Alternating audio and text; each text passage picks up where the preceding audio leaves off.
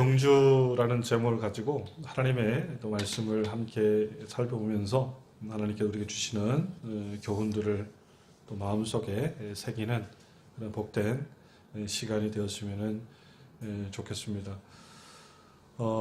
한 해의 삶을 돌아보면서 여러분 2018년도 또 한 해의 그런 시간들을 살펴보는 시간이었으면 좋겠습니다.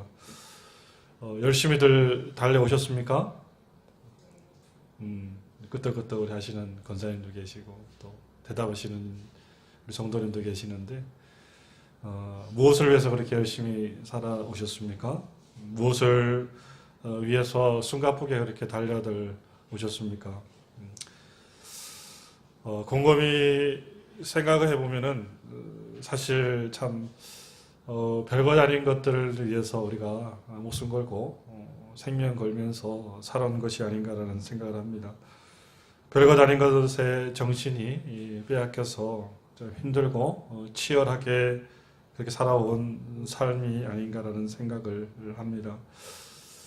가끔씩 중고등학교 시절 때, 청년 때의 그 시절이 생각납니다. 그 시절에 마음속에 빨리 어른이 되었으면 좋겠다라는 그런 생각을 가졌던 기억이 있습니다. 우리 아이들도 보니까 빨리 어른이 됐으면 좋겠다, 뭐 청년이 됐으면 좋겠다, 뭐 대학에 갔으면 좋겠다, 뭐 이런 이야기도 하는데 마치 저의 모습, 그 시절의 저의 모습이었던 것 같습니다. 여러분 또한 마찬가지였을 것 같습니다. 우리 어른이 되면은 또 장성한 사람이 되면은 장가도 갈 수 있고 또 경제적으로 자립할 수 있고 어른이 되면은 많은 것을 할 수 있겠다라는 생각들, 또 많은 것을 누릴 수 있겠다라는 생각을 가졌던 것 같습니다. 그래서 어른에 대한 그런 동경과 소망을 꿈꾸고 살아왔던 것 같습니다. 그리고 그 세계를 무지하게 기다렸던 것 같습니다.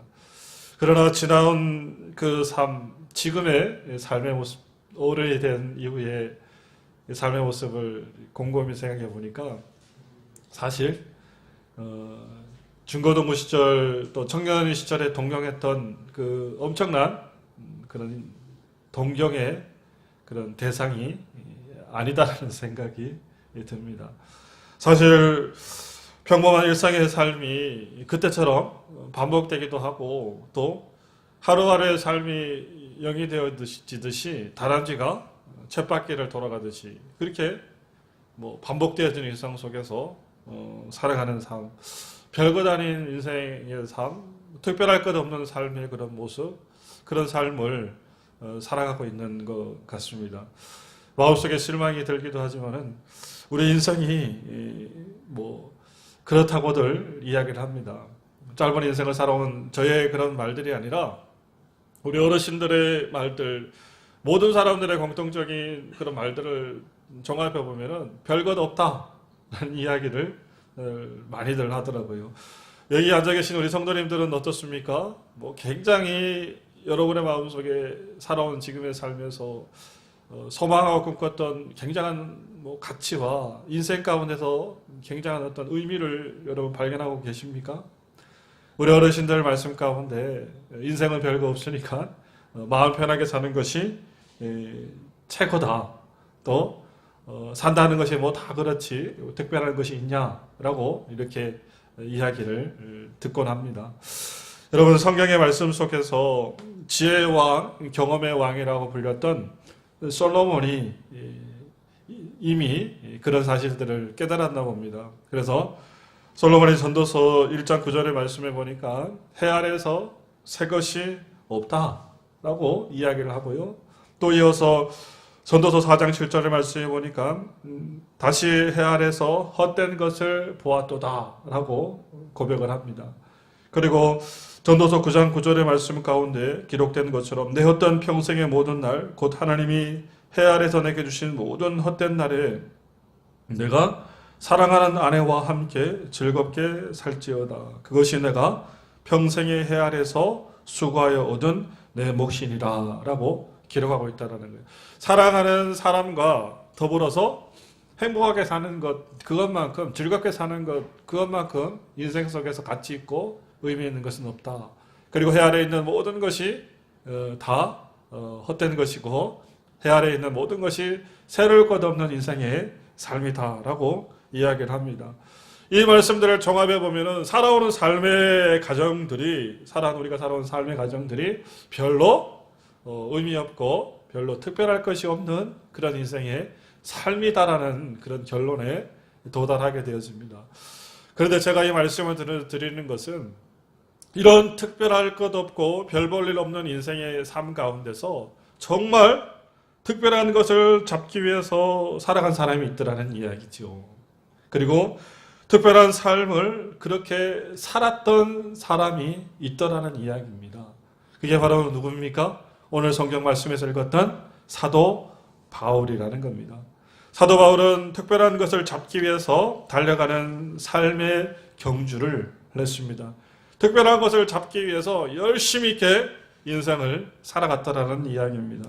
그래서 오늘 성경 말씀을 읽었던 본문의 말씀이지요. 12절 말씀에 보니까 예수께 잡힌 바 된 그것을 사도 바울은 잡으려고 달려가노라.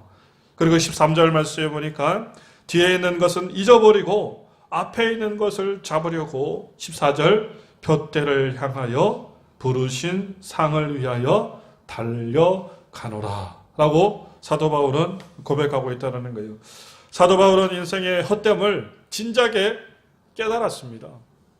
그리고 세상의 헛된 것을 진작에 깨닫고 세상의 모든 것을 무엇처럼 여기며 배설물처럼 여기고 하나님의 부르시는 그 부르심의 상을 위해서 그리고 그것을 위해서 뒤에 있는 것 다 잊어버리고 앞을 향해 달려가는 그 삶을 살았던 사람이 바로 사도 바울이었다는 겁니다.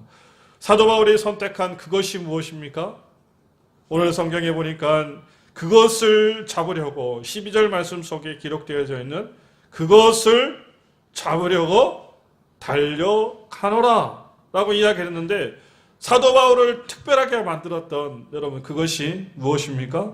바로 10절, 11절 말씀에 기록되어진 말씀입니다. 우리 다 같이 한번 10절 말씀 사도 바울이 선택한 그것이 무엇인지를 우리가 10절, 11절 말씀을 통해서 한번 살펴보고자 합니다. 10절 말씀에 시작 내가 그리스도와 그의 부활의 권능과 그 고난의 참여함을 알고자 하여 그의 죽으심을 본받아 11절 어떻게 해서든지 죽은 자 가운데서 부활에 이르러 하노라. 여러분 사도 바울이 잡고자 했던 그 특별함의 그것이 뭡니까? 바로 뭐라고 기록되어 있습니까? 부활. 할렐루야. 사도 바울이 잡고 사도 바울의 삶 속에 특별함을 부여했던 그것은 오늘 성경의 말씀에 기록되어진 것처럼 부활이라는 거예요. 부활은 다른 말로 표현하면 뭡니까? 하나님 나라의 영생이라는 겁니다. 우리가 어디에서 부활하는 겁니까? 하나님 나라에서 부활되어지는 부활의 존재라는 겁니다. 하나님의 심판의 그때에 하나님을 믿는 사람은 생명의 부활로 일어날 것이고 하나님을 믿지 않은 사람은 어떻게 해요? 사망의 부활로 일어난다라는 거예요. 그러니까 세상의 모든 사람은 다 하나님 앞에 섰을 때 부활적 존재로 하나님 앞에 서게 된다는 겁니다. 근데 그 가치가 생명의 부활로 설 것이냐 사망의 부활로 설 것이냐 이 차이가 있다라는 겁니다. 그래서 하나님의 은혜 가운데 여러분 생명의 부활로 영생의 부활로 주님 앞에 세워질 수 있는 그런 은혜의 축복이 있으시기를 간절히 바랍니다. 아멘.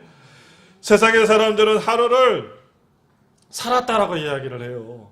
여러분 그 말씀이 맞습니까? 하루를 열심히 살았다. 오늘 하루 잘 먹고 잘 살았다라고 표현하는데 여러분 잘 살았다라는 표현이 맞는 말이냐라는 거죠. 아니죠. 우리가 목표점 있지 않습니까?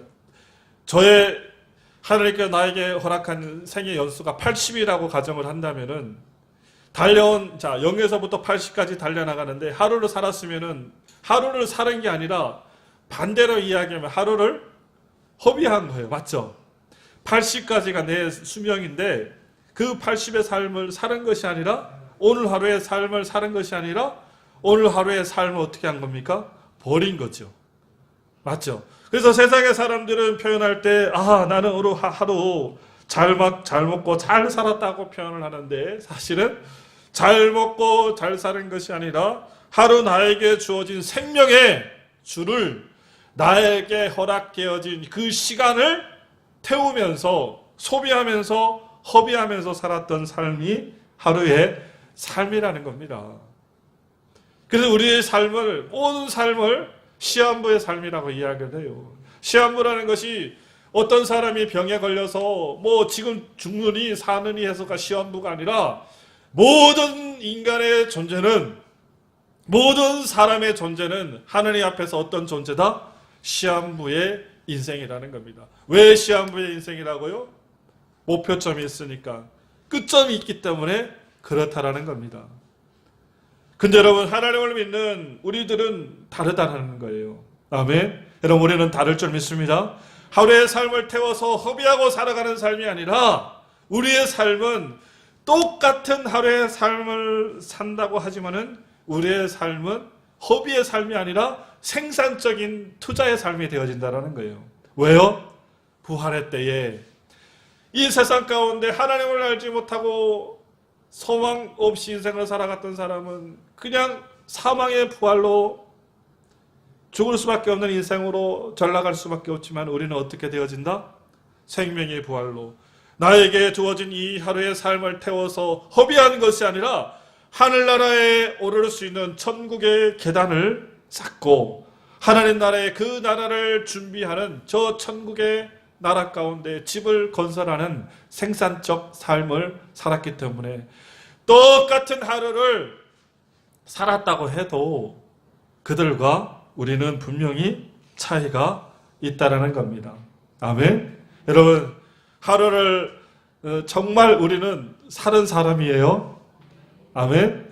세상의 사람은 하루를 살았다라고 표현하지만 사는 것이 아니라 죽은 삶이고, 우리는 정말 하나님 안에서 하루를 살았다라고 표현하는 그 살았다라는 표현이 맞는 표현이라는 겁니다. 여러분, 그런 은혜의 역사가 있으시길 바랍니다.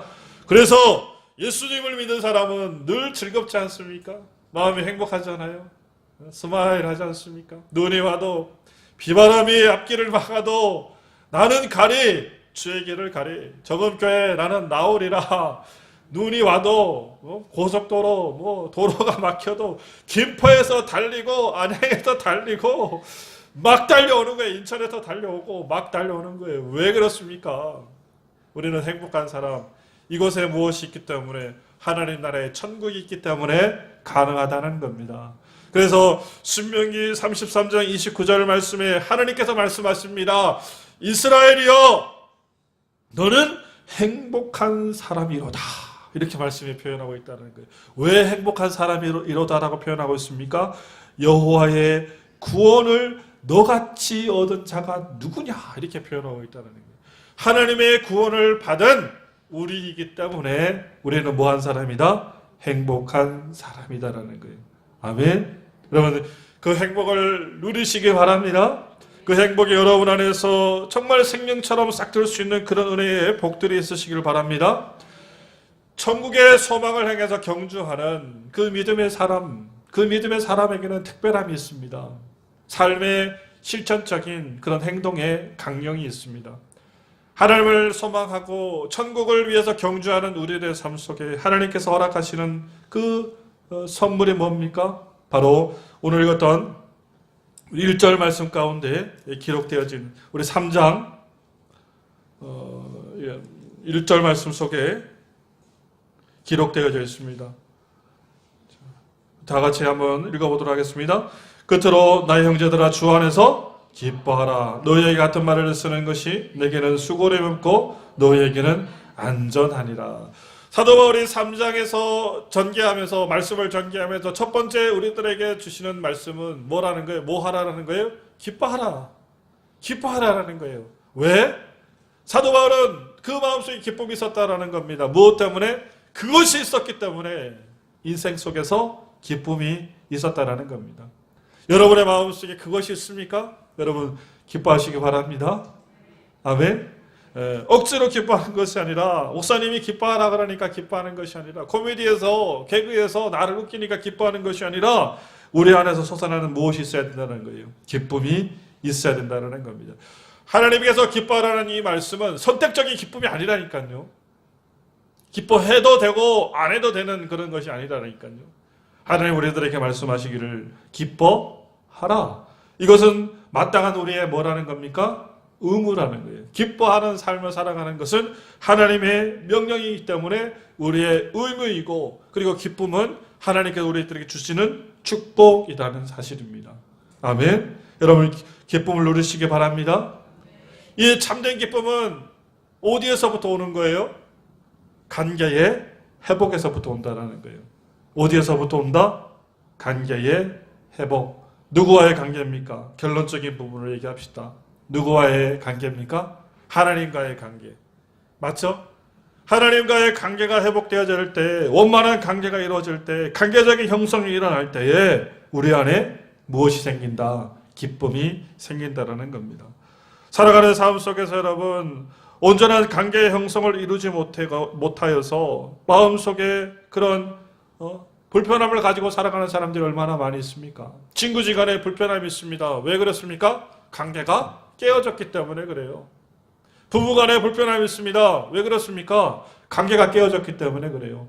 형제지간에 불편함이 있습니다. 무엇 때문에 그렇습니까? 그 원만한 관계가 깨어졌기 때문에 그렇다는 겁니다. 한번 싸워보셨습니까, 여러분? 싸워보면 어때요? 교회 와서 어디 권사님과 다툼이 있어서 교회 왔는데 보기가 어떻습니까? 얼굴이 얼마나 여러분 껄끄럽습니까? 부부지간에도 마찬가지죠. 한번 싸워보십시오. 맨날 며칠 얘기도 안 하고, 그죠? 밥도 안 해주고, 밥 사 먹으라 그러고, 쳐다보지도 않고, 그림자 취급하고, 그래 보십시오. 이게 뭐 사는 게 아니지 않습니까? 그러니까 그 관계라는 것이 그렇게 하여튼 중요하다는 거예요. 우리가 하나님과의 신학적 관계를 온전히 이루어질 때에 우리 안에 무엇이 찾아온다는 거예요. 기쁨이 찾아온다니까요. 진짜입니다. 여러분, 하나님과의 신학적 관계를 이루기 위해서 정말 중요한 게 있습니다. 그게 뭡니까? 그것도 한 가지 얘기하고 넘어가야죠. 뭐죠? 하나님과의 신학적 관계를, 온전한 관계를 이루기 위해서 정말 중요한 것이 있습니다. 그게 바로 예배의 생활이라는 거예요. 그래서 신앙은 예배로 시작해서 예배로 끝나는 거예요. 더 이상 다른 거 없어요. 성경 공부도 뭐 어디 가가지고 하는 것도 그 이후예요. 어디 여러분 성경 말씀 속에서 아브라함이 성경 공부했다라는 얘기 있습니까? 야곱이 무슨 성경 공부했다라는 이야기 있습니까? 없어요. 그들은 태초부터 하나님과의 관계 형성을 이루기 위해서 가장 원칙적이고 가장 중요하고 가장 핵심적인 일만 했습니다. 그것이 바로 뭡니까? 예배의 삶이라는 거예요. 가는 곳곳마다 그들이 뭐였습니까? 단을 쌓았지 않습니까? 하나님 앞에 예배 드리기 위해서. 그렇죠? 그래서 우리가 하나님과의 기쁨을 회복하기 위한 가장 기본적이고 근본적인 길은 예배의 회복에 있다는 겁니다. 아멘. 여러분, 예배 회복을 통해서 우리 안에 기쁨이 찾아오면은 제가 아주 중요한 얘기를 또 하나 해드리려고 그래요. 잘 들어보세요. 우리 안에 뭐가 일어나냐면 만사형통이 일어나는 거예요. 아멘. 여러분 만사형통 좋아하시죠? 만사형통 싫어하는 사람이 어디 있습니까? 그냥 하는 일들이 잘 되고 잘 풀리고 그냥 돈도 쑥쑥 들어오고 친구와의 그냥 관계도 온전히 회복되고 직장 생활에서도 승승장구 잘 되고 마음속에 막 그냥 늘 좋은 일들, 주위에서 환경적인 일, 좋은 일들이 생기는 걸 마다하는 사람이 누가 있습니까? 이걸 우리가 만사형통이라고 이야기하는데 이 만사형통의 길이 어딨냐? 다시 말해서 기쁨에 있다는 거예요. 이 기쁨은 어디에서부터 온다? 예배에서부터 온다는 거예요. 아멘? 이게 제 말이 아니라니까요. 성경의 말씀에 기록되어 있는 말씀이에요. 우리 어디에 기록되어 있냐면 1절 말씀. 여러분이 그냥 스쳐 지나가 보셨을 그 말씀 속에 기록되어 있는 말씀이라는 거다. 1절 말씀 다시 보도록 하겠습니다. 나의 형제들아 주 안에서 기뻐하라. 너희에게 같은 말을 쓰는 것이 내게는 수고로움이 없고 너희에게 안전하니라. 여러분 만사형통이라는 말이 어디 있습니까? 어디에 있습니까? 안전에 있습니다. 안전. 이 안전이라는 말이 세이프 가드라는 말인데 여러분 이게 바로 하나님이 지키시고 보호하신다는 말씀이에요. 아멘. 하나님이 지키시고 보호하시면은 우리가 지킴을 당하고 보호함을 받는 거예요. 아멘. 그렇게 되어지면 우리의 삶 속에 무엇이 일어나는 겁니까? 만사 형통이 일어나는 거예요. 할렐루야. 여러분 믿으시기 바랍니다. 믿으시기 바랍니다. 그래서 기쁨의 그 근원을 통해 가지고 우리들의 삶 속에 무엇이 찾아온다? 만사 형통의 안전이 찾아온다. 하나님이 지키시고 보호하시는 그 은혜의 축복이 찾아온다라는 거예요. 그래서 사도 바울이 지금 전제 가운데서 그런 얘기를 하는 겁니다. 너희에게 같은 말을 쓰는 것이 내게는 수고로움이 없다라고 표현하는 거예요. 사도 바울이 이 빌립보서에서만 기뻐하라는 말을 몇 번을 반복하냐면 16번을 반복을 해요. 똑같은 말을. 근데 사도 바울이 16번 똑같은 말을 하면서도 자기가 번거롭지 않다 이 말이에요. 나의 수고함이 없다 이거예요. 똑같은 말을 해도 괜찮다 이 말이에요. 왜? 그만큼 중요하기 때문에 그렇다는 겁니다. 어떤 사람한테 그런 얘기를 했더니 좋은 얘기를 했더니 그 기분 나빠하더라고. 한 서너 번, 한 4번 정도 하니까 기분 나빠하더라고. 왜 똑같은 말을 자꾸 하세요? 그래서 뭐 의도가 있으세요? 그러더라고. 무슨 의도가 있습니까? 편하게 잘 주무셨습니까? 이사 가서 내가 그 얘기를 했더니 예전에 왜 똑같은 말을 자꾸 하니? 똑같은 말을 3번, 4번 하니까 듣기 싫어하던데 사도 바울은 몇 번? 16번. 왜 그렇게 썼다? 중요하니까. 기뻐하는 삶이 중요하니까. 아멘. 여러분 우리의 기쁨은 어디서부터 오는 것이다? 부활에 대한 소망에서부터 오는 것이다. 아멘. 그리고 이 기쁨을 회복하기 위해서는 무엇이 필요하다? 예배가 필요하다. 예배를 통해서 하나님께서 우리의 삶 속에 안전을 주신다. 세이프가드 해주신다. 보호해 주시고 지켜주신다. 라는 그 말씀을 우리들에게 주신다라는 겁니다. 이 시대를 살아가는 삶 속에 여러분 하나님의 관계 속에서 천국을 소망하고 살아간다면은 여러분의 마음 속에 기쁨이 넘치시길 바랍니다. 의심 없이 기뻐하시기 바랍니다. 아멘. 의심 없이 기뻐하시기 바랍니다. 내가 지금 죽어도 뭐하리라? 하나님 나라 저 천국에 내가 들어가리라 하는 그런 믿음으로 살아가시길 바랍니다. 그리고 사도 바울은 우리의 삶 속에서 천국을 소망하는 두 번째 행동의 강령을 우리들에게 주고 계신데 그 3장 2절 말씀 속에 기록한 말씀입니다. 자, 다 같이 한번 읽어보도록 하겠습니다. 3장 2절 시작. 개들을 삼가고 행악한 자들을 삼가고 몸을 상해한 일을 삼가라. 삼가라는 거예요. 뭐로 삼가라? 개들과 행악하는 자들을 삼가하라는 겁니다. 여러분 개와 같은 인생을 살지 마라 이 말이에요. 그냥 개의 습성이 뭡니까? 멍멍. 개의 습성이 뭡니까?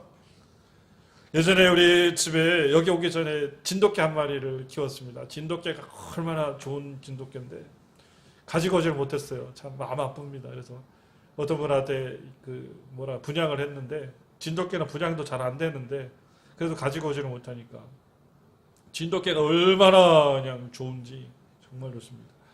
교회 이름을 따가지고 숭실이라고 지었었는데 제가 숭실교회에 있었지 않습니까? 그래서 숭실이라고 지었는데 이쪽으로 왔으면 정음이라고 질 뻔했어요. 너는 지금부터 개명이다. 정음이다. 정음. 그렇게 할 뻔했는데 근데 그 개가 지나가는 사람들 보면은 그냥 짖는 거야. 이렇게 좀 얌전하면 데리고 왔을 텐데 조금 사나워서 이게 짖어 자꾸. 그래서 막 우리 집에 들어오는 사람들은 죽으라고 짖는 거예요. 그냥. 또 주인이 있으면 더 짖는 거예요. 이놈이 주인을 지킨다는 특별한 사명감이 있는 것 같아. 그냥 막 짖는 거예요.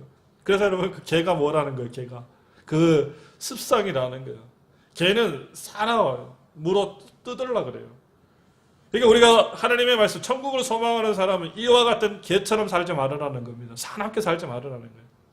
부드러운 마음으로 사시길 바라요.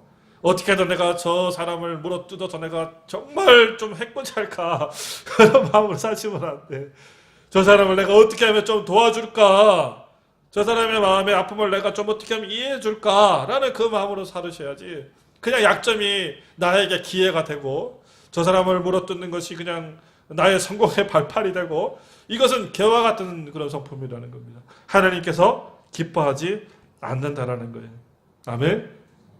그리고 행악자라는 표현을 지금 성경의 말씀에 기록하고 있지 않습니까? 이 행악자는 문자적으로 표현하면은 악한 일꾼이라는 거예요. 악한 일꾼. 무엇이라고요? 악한 일꾼. 성경의 말씀 속에서 악한 일꾼의 두 가지 유형이 있습니다. 악한 일꾼의 두 가지 유형. 첫 번째 악한 일꾼은 마태복음 21장에 나와 있는 소작농, 포도원 소작농 비유를 통해 가지고 나타나는 첫 번째 악한 일꾼이에요. 악하다고 표현하고 있는 사람들이에요. 그 사람들이 왜 악했습니까? 내 것 아닌 것을 내 것처럼 여겼기 때문에, 하나님의 것을 내 것처럼 여겼기 때문에 그들을 악하다라고 하나님은 표현했습니다. 욕심이 많다 이 말이에요. 욕심 많은 사람, 이 사람을 행악자라고 표현하는 거예요. 하나님 나라에서 자기의 사역과 의무는 감당하지 않고 하나님의 것을 욕심내고 하나님의 것을 도둑질하려고 그러고 하나님의 것에 정말 눈독 들이는 그 사람을 악하다라고 표현을 하는 겁니다. 또 마태복음 25장 달란트 비유에서 우리 악하다는 표현하죠, 그죠? 달란트를 줬는데 그 달란트를 감당하지 못했을 때 쫓아내면서 악하다라고 표현하잖아요. 게으르다라고 표현하지 않습니까? 이런 사람은 어떤 사람입니까? 노력하지 않은 사람, 그죠? 능력을 하나님께서 주셨음에도 불구하고 맨날 신세만 한탄하는 거예요. 무엇을 해보려고 노력하는 것이 아니라, 무엇을 위해서 달려가려고 노력하는 것이 아니라 맨날 신세 한탄만 하는 거예요. 그리고 어떻게 팅가팅가거리면서 뒷짐지고 있어서 아무것도 감당하지 않고 게으름으로 살아가는 사람을 악하다라고 표현하는 거예요. 그러니까 우리가 천국을 소망하는 사람은 개들과 행악자를 조심해야 된다는 겁니다. 그런 삶을 살지 말아야 된다는 거예요. 우리의 삶 속에 여러분 그런 사나움들을 배제시키시기 바랍니다. 하나님이 나에게 주신 것 아닌 것에 욕심내지 않기를 바라요. 또 나아가서 하나님께서 나의 삶 속에 주신 게으름, 그런 것이 아니라 정말 부지런함을 가지고 여러분 일할 수 있는 그런 은혜와 일할 수 있는 그런 능력을 여러분 하나님 앞에 간구하셔서 내 인생 속에 막힌 것들이 있으면 뚫어나갈 수 있는 그런 축복의 역사들이 있으시기를 바랍니다.